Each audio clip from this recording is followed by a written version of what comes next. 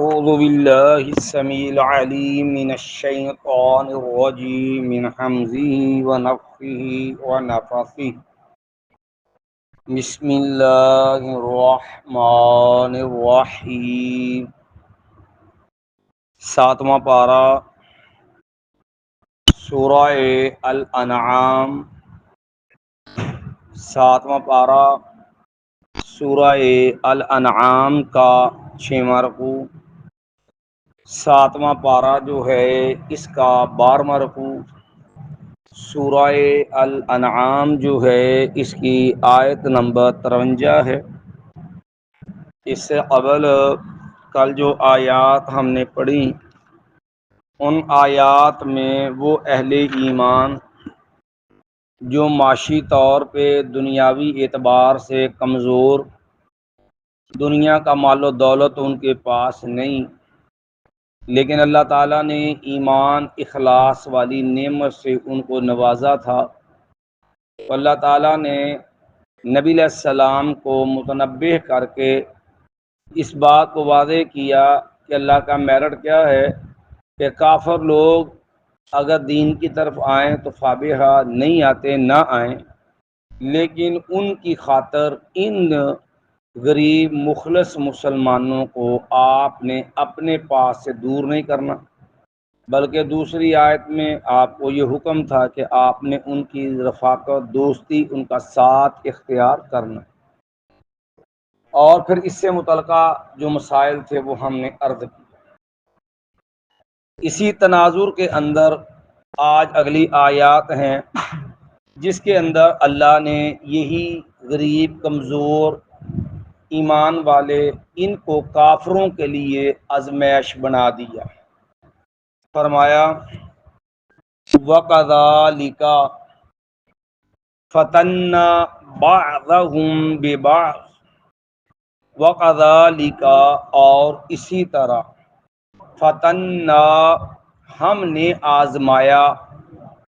بعضہم ببعض ان کے بعض کو بعض کے ساتھ، یعنی ان کو آپس کے اندر آزمائش میں ہم نے ڈالا، امتحان میں ڈالا،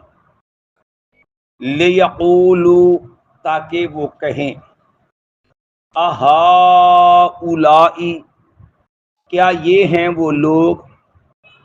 من اللہ علیہم من بیننا احسان کیا ہے اللہ تعالیٰ نے جن پر ہمارے درمیان ہم سے۔ یہ آیت جس آزمائش کی طرف اشارہ ہے، اب شروع اسلام میں حالت یہی تھی کہ غریب، معاشی طور پہ کمزور مسلمان انہی کی اکثریت تھی۔ بلال رضی اللہ عنہ، صہیب رضی اللہ تعالیٰ عنہ، عبداللہ ابن مسعود رضی اللہ تعالیٰ عنہ، سیدنا یاسر رضی اللہ تعالیٰ عنہ، ان کا خاندان جن میں ان کی بیوی سیدہ سمیہ،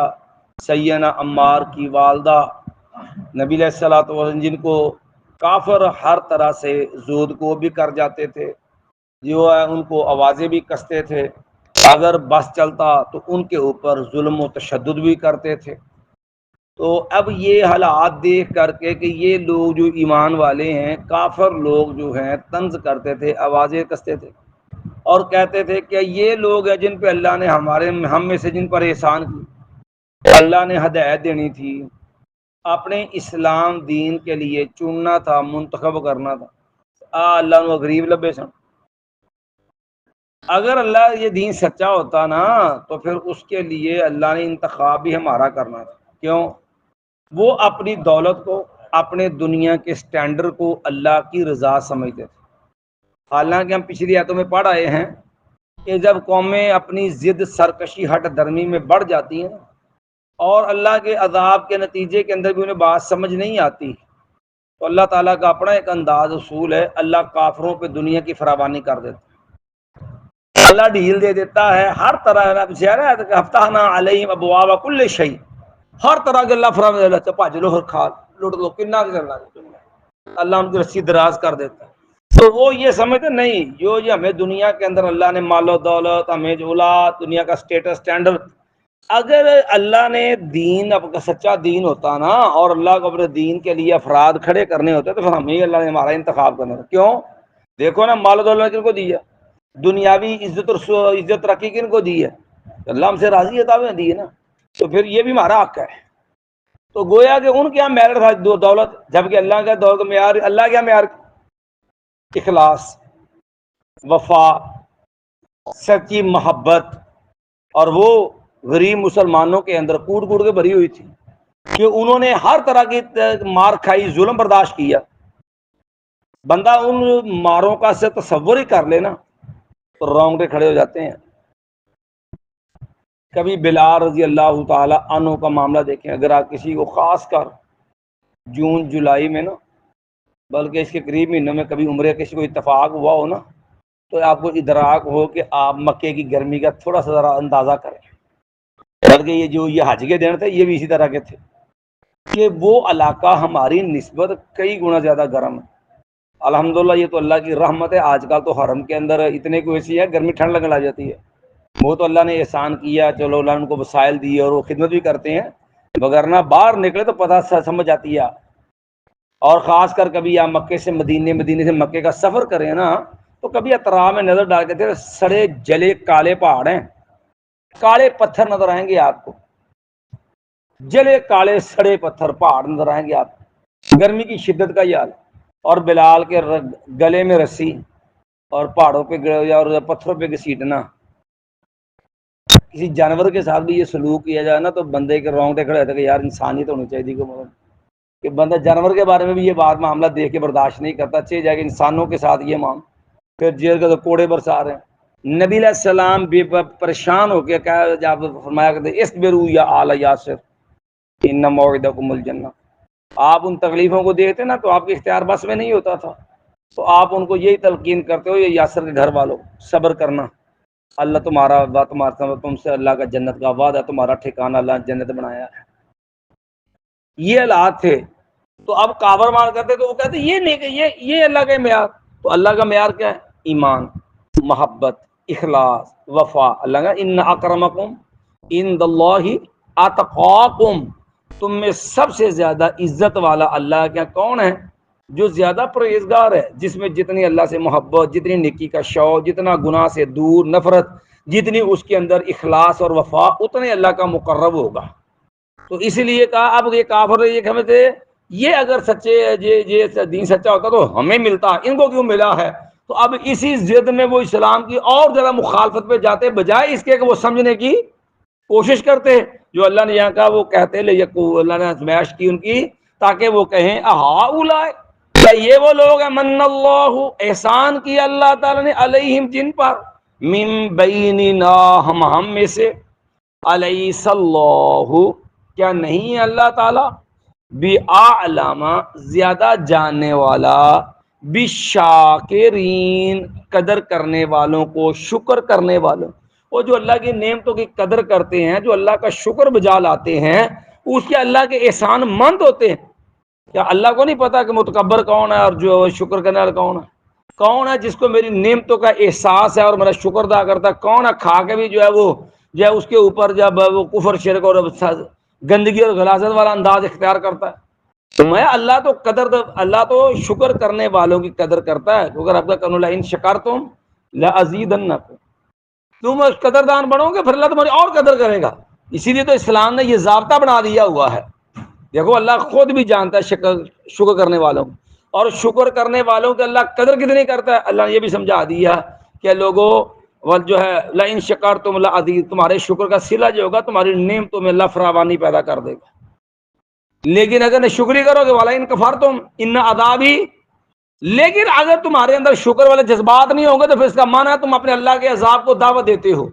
تم سیدھا سیدھا اپنے لیے ہلاکت کا سامان پیدا کر رہے ہو۔ اس لیے اللہ نے مخلوق کے لیے بھی ایک قانون بنا دیا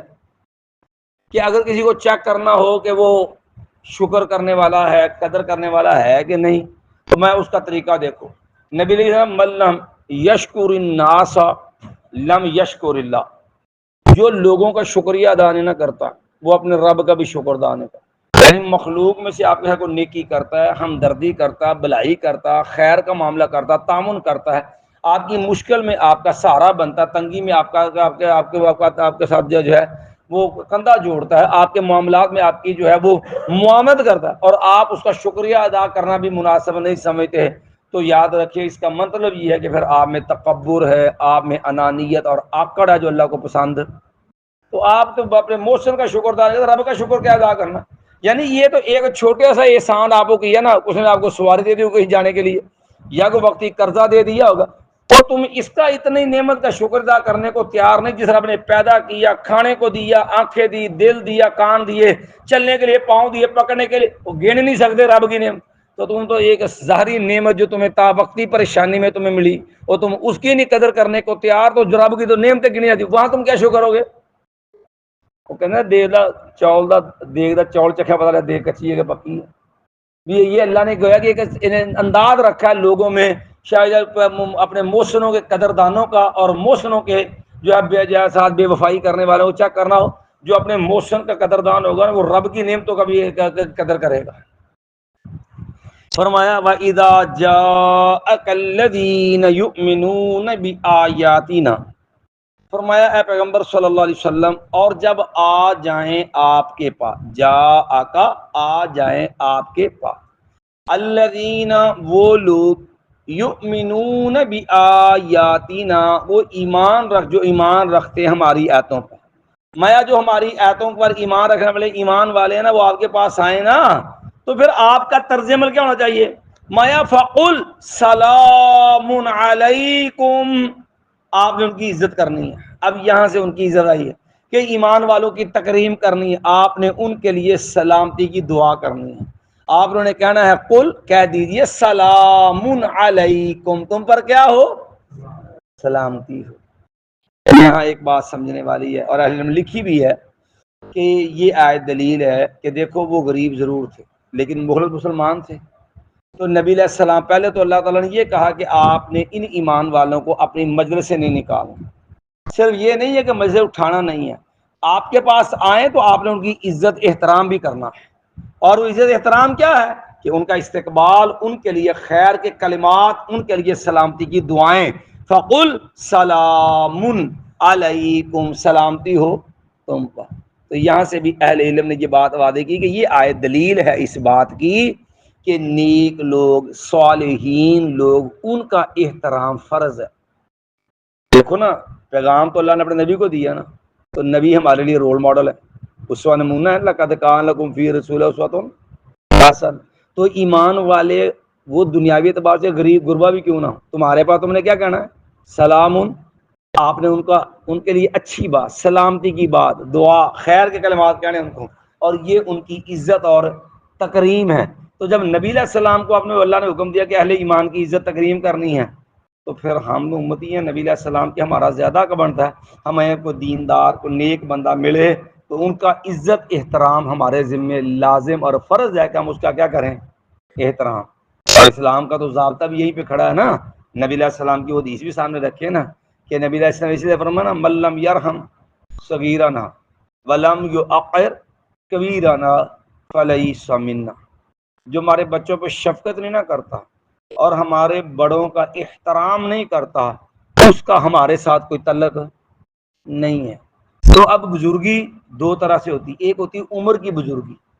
عمر میں بزرگ ہونا، بڑا ہونا، یہ اپنی جگہ یہ بھی قابل احترام ہے، بڑوں میں آتا۔ دوسری بزرگی شرف ہوتی ہے دین داری کے اعتبار سے، علم کے اعتبار سے، ایک بندہ عالم دین ہے، علم والا، صاحب علم ہے، وہ بھی قابل احترام ہے بوجہ نبی علیہ السلام کے وارث ہونے کے، وہ بھی قابل احترام ہے، وہ بھی بزرگ ہے، اس کی بزرگی علم کے اعتبار سے۔ اسی طرح کوئی عبادات کے اندر نوازی ہے، اہتمام سے نماز پڑھنے والا، باجماعت پڑھنے والا، اس کی وضع قطع دین درانہ، اس کا اخلاق، یہ اس کا جو یہ شرف جو ہے، یہ اس اعتبار سے یہ اس کی ایک شان اور بزرگی ہے۔ تو جس اعتبار سے بھی بزرگی ہو تو اس کا دین ایمان جو ہے وہ زیادہ حق رکھتا ہے عمر کی بزرگی سے، اس کا دین، اس کا تقوی، اس کا علم وہ حق رکھتا ہے اس کے مطابق اس کی عزت احترام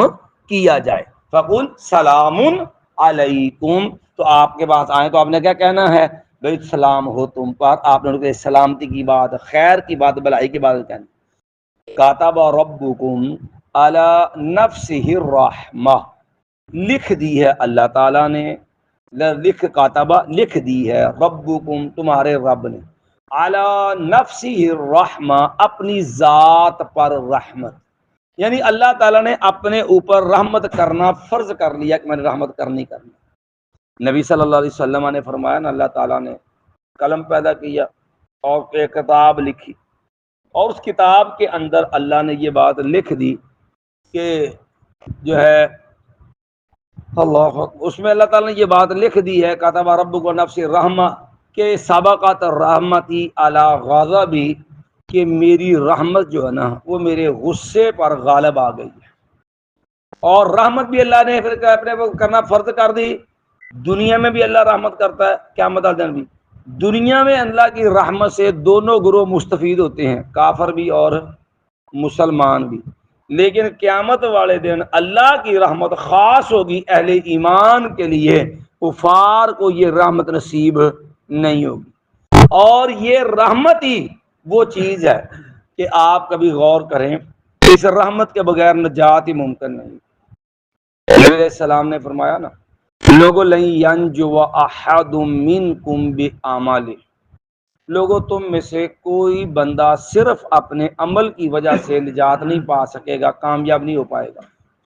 صحابہ کرام کے ذہن میں ایک سوال آیا کہ نبی علیہ السلام کے معمولات آپ کے جو ہے وہ کہاں جو دینی عبادات وہ تو بہت زیادہ، دن کی تبلیغی مسائی، جہاد، راتوں کی مسلح پہ قیام، پاؤں پہ ورم، صحابہ میں ایک سوال آیا کہ یا رسول، کہنے لگا یا رسول اللہ ولا انت، یا رسول اللہ صلی اللہ علیہ وسلم جنت میں جانے کے لیے کیا آپ بھی اللہ کی رحمت کی محتاج ہیں؟ تو نبی نے میں والا آنا، جی ہاں میں محمد صلی اللہ علیہ وسلم بھی جنت میں جانے کے لیے اپنے رب کی رحمت کا محتاج، الا ان یتغمدنی اللہ برحمت من، میں بھی جنت میں جاؤں گا تب جب میرا رب مجھے اپنی رحمت میں ڈھانپ لے گا۔ یہ جو بھی ہم نماز، روزہ، حج، زکوٰۃ، نیکی، اخلاق، یہ ساری چیزیں وہ ہیں جو ہمیں اللہ کی رحمت کا حقدار بناتی ہیں، جنت میں جانا اللہ کی رحمت سے، اور یہ ہماری عبادات اللہ کی اطاعت فرما برداری اس کی رحمت کا، ہمیں کی رحمت کا حقدار بناتی ہیں۔ اس لیے آپ نبیوں کی کبھی دعا پہ غور کریں کہ یہ رحمت جو ہے کہ ہمیں اللہ سے اس کا سوال بھی کرتے ہیں، مانگتے بھی رہنا چاہیے۔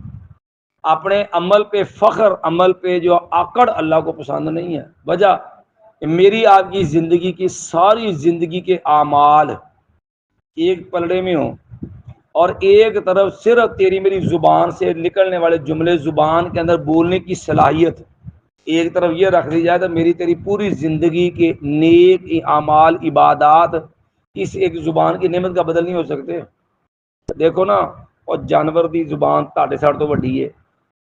لیکن وہ جو بولنے کی صلاحیت نہیں ہے۔ ساری زبان اگر تو چھوٹی ہی ہو نہیں، لیکن اسی اپنے دل دی باتاں، اپنے دل دیاں مراداں، دل دیاں منشا تمنا، ہر چیز دا دوجے نے اظہار کر لینے ہیں۔ کادے نال؟ ایک آنکھی کسی بنے رکھ کے ویلو ہاں، یہ عمل تو ہماری کسی کوئی نعمت لے لو، آپ بندے کی ہویا وہ کہنے لگا جی یہ گردے فیل ہو گئے، جی یہ کی ہوا، جی جگر فیل ہو گیا، فلانا یہ سارا کچھ فیل ہو گیا، لب دی کچھ ہے۔ کوئی چیز بھی ہماری دنیا کے پیسے دولت یا اس سے بھی یہ نعمتیں نہیں پلتی، تو یہ نیکیوں کے جائے اس کے ساتھ بھی ایک نعمت کا بدل نہیں بننی، ساری زندگی کی عبادات۔ اس لیے نبی اللہ سے اس کی رحمت کا سوال بھی کرنا چاہیے۔ کیوں؟ آپ انبیاء علیہ السلام کی قرآنی دعائیں، صرف جو قرآن میں دعائیں ذکر ہوئی نا ان کو سامنے رکھ لیں، کوئی نبی اس کی کوئی دعا اٹھا لیں، ہر دعا کے اندر اللہ کی رحمت کا سوال ضرور ہوگا۔ مثلا آپ آدم علیہ السلام والی دعا پڑھ کے دیکھ لیں، وقال ربنا ظلمنا انفسنا وان لم تغفر لنا، آگے لفظ کیا بتار،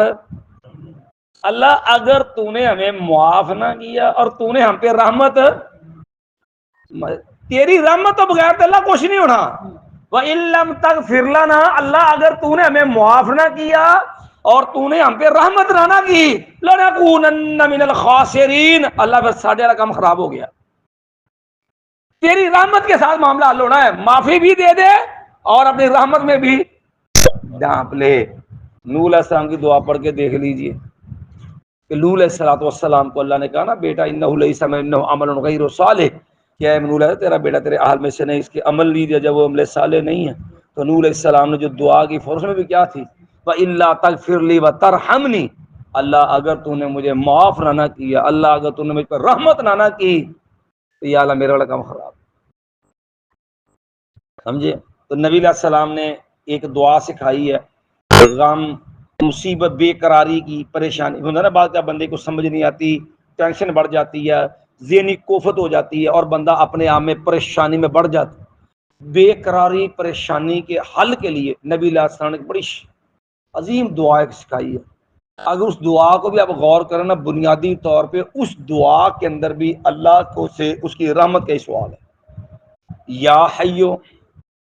یا قیوم،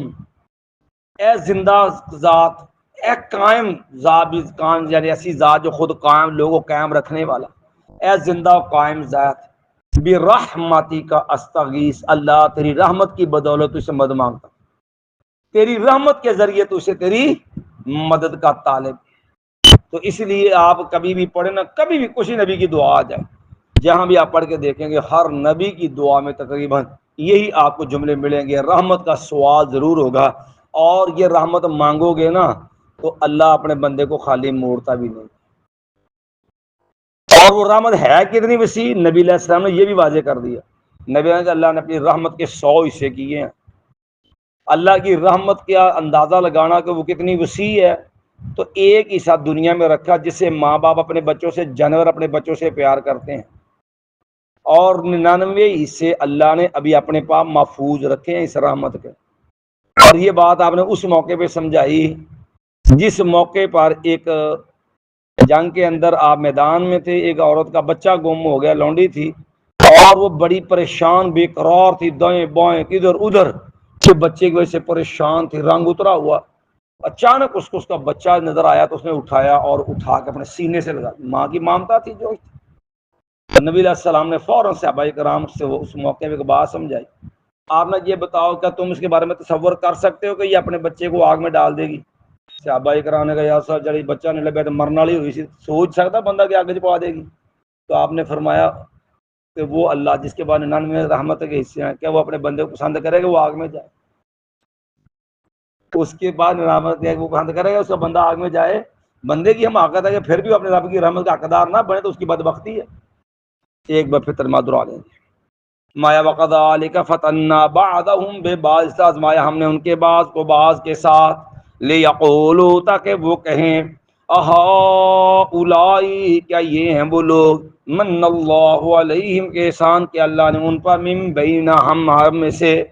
الیس اللہ کیا نہیں اللہ تعالی بعالم بالشاکرین زیادہ جاننے والا شکر کرنے والوں کو۔ وَإِذَا جَاءَكَ الَّذِينَ يُؤْمِنُونَ بِآيَاتِنَا، جب آ جائیں آپ کے پاس وہ لوگ جو ایمان رکھتے ہیں ہماری آیات پر، فَقُلْ سَلَامٌ عَلَيْكُمْ، آپ نے کہنا ہے سلامتی ہو تم پر، کاتب ربکم علی نفسہ الرحمہ، فرض کر دیا، لکھ دیا اللہ نے اپنی ذات پر رحمت کرنا۔ یہ ہم نے اگلی آیت کا کچھ چھوڑ دیا کیونکہ اس میں بھی کچھ مسائل کی تفصیل ہے، توبہ کے مسائل کی، اس لیے ہم نے یہیں پر آیت روک دی ہے۔ وبحمدک اشہد ان لا الہ الا انت استغفرک واتوب الیک۔